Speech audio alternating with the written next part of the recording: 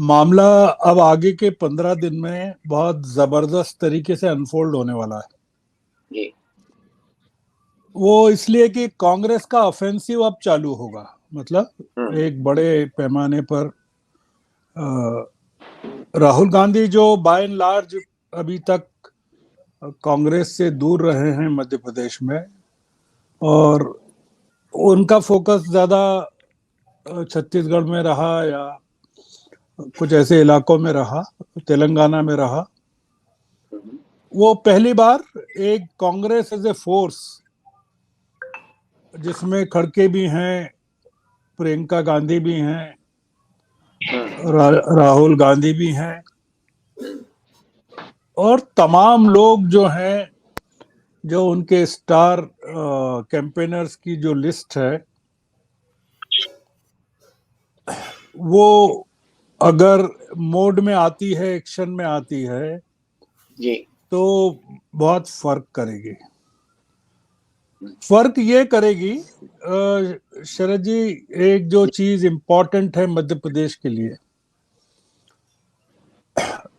अगर बहुत ही कम सीटों से अगर कांग्रेस जीतती है तो आप मान लीजिए कि सरकार बीजेपी की बन जाएगी। मैं ये बता रहा हूं कि जीत चाहे कांग्रेस की हो जाए, क्योंकि जो मध्य प्रदेश की पॉलिटिक्स में जो सिंधिया एलिमेंट प्रवेश कर गया है, वो काफी खतरनाक है। मतलब आश्चर्य नहीं होना चाहिए कि कुछ ऐसे लोगों को बीजेपी ने अभी से आइडेंटिफाई कर लिया हो, 10, 15, 20 लोगों को, जो मुसीबत में काम आ जाएंगे। कांग्रेस के लिए कर्नाटक को रिपीट करना और हिमाचल को रिपीट करना बहुत जरूरी है मध्य प्रदेश में। ये हालत मई में थी जी, पर मई और अर्ली जून में थी, जब राहुल गांधी ने कहा था कि हम 150 सीटें जीतेंगे और मध्य प्रदेश में सुनामी है कांग्रेस के पक्ष में। वो पूरी की पूरी जो एक एंटी इनकम्बेंसी की जो बात करते हैं हम बार बार शिवराज सिंह के खिलाफ, उसको बीजेपी ने काफी हद तक डाइल्यूट कर दिया है। मतलब शिवराज सिंह को मार्जिनलाइज कर दिया। शिवराज सिंह का जो फैक्टर है वो चुनाव के बाद बीजेपी के लिए बहुत बड़ा सिरदर्द पैदा करने वाला है। वो उस पर बातचीत कभी बाद में करेंगे जी, क्योंकि शिवराज सिंह का क्या करेंगे अगर बीजेपी जीत गई तो, और बीजेपी हार गई तो क्या करेंगे, ये बड़ा फैक्टर है। पर हम ये मान के चल रहे हैं अभी जो स्थिति है उसमें, जो ओपिनियन पोल भी आए हैं, जो लास्ट कल आया एक जो टाइम्स नाउ का है, एज कांग्रेस को है। अब उस एज को देखिए, बहुत जबरदस्त तरह का विरोध है जो बीजेपी के खिलाफ, और ये जो लाडली बहना योजना है, ये मतलब ग्वालियर चंबल संभाग में तो फ्लॉप है, 34 सीटें हैं वहां। इसलिए कि वहां उन्होंने, महिलाओं ने और पुरुषों ने इसको अपने प्राइड का इशू बना लिया कि क्या ये हमको खरीदना चाहते हैं, हमारी बहनों को, लाडली बहनों को। तो वहां तो बड़ा मूंछों वाला काम है ग्वालियर चंबल संभाग में। और ये लाडली वाली स्कीम क्या अभी हाल में ही लॉन्च करी है उन्होंने वहां? नहीं नहीं नहीं नहीं, ये तो इसको और इंटेंसिफाई किया है। कोई 1 करोड़ 30 लाख महिलाओं को डायरेक्ट बेनिफिट दे रहे हैं ये, और काफी सब्सटेंशियल अमाउंट को ये बढ़ाते जा रहे हैं। नहीं तो पहले अगर इसको, जब ये पहले से चली आ रही है तो पहले इसका कोई एडवर्स इम्पैक्ट नहीं था, तो अब क्यों एडवर्स इम्पैक्ट हो जाएगा अगर? नहीं, ये पिछले चुनाव में नहीं था, ये पूरा का पूरा ये अभी का इनकम्बेंसी, ये इसको काफी इस तरह से इंटेंसिफाई किया है, हर महीने पैसा बढ़ाने का। जी जी। इनके पास कुछ है नहीं, बीजेपी के पास चुनाव जीतने के लिए कुछ भी नहीं है, एक भी चीज नहीं है हिंदुत्व के अलावा।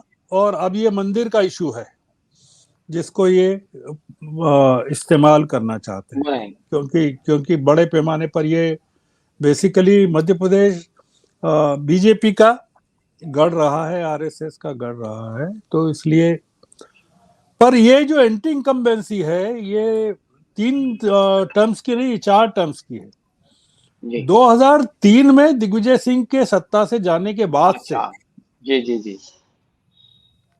ये 20 साल में ये काफी बीजेपी ने यहाँ राइट राइट। कंसोलिडेट कर लिया है, और कांग्रेस को हर फ्रंट पे मुकाबला करना पड़ रहा है।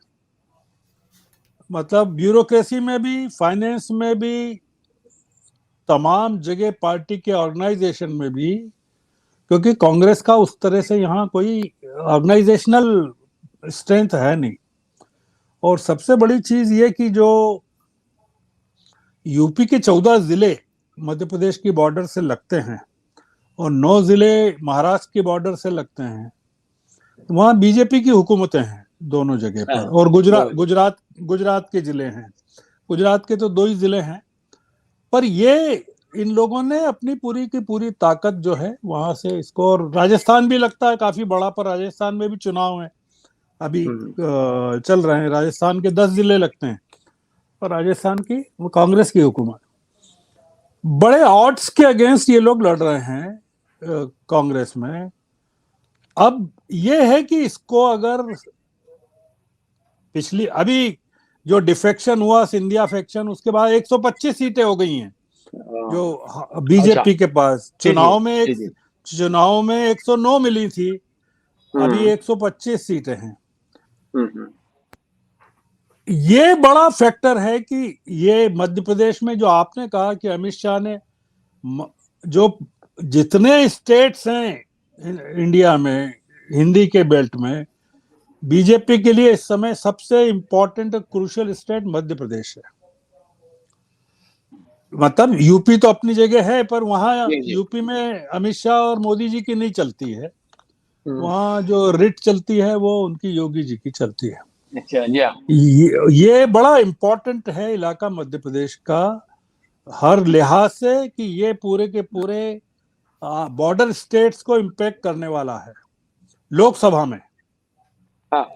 और लोकसभा की जो सीटें हैं 29 सीटें, उसको भी ये प्रभावित करेगा। तो मैं ये मान रहा हूं कि अमित शाह ने अभी जो ताकत लगाई है, हो सकता है बीजेपी और बड़ी ताकत इसमें लगाए चुनाव तक। और आपने देखा ही है कि एग्जिट पोल और ओपिनियन पोल पर प्रतिबंध लग गया है। वो अब मेरी आवाज आ रही है कि नहीं शरद जी? आ रही है आपकी? अच्छा, तो बस मैं अभी इतना ही कह रहा हूँ जी।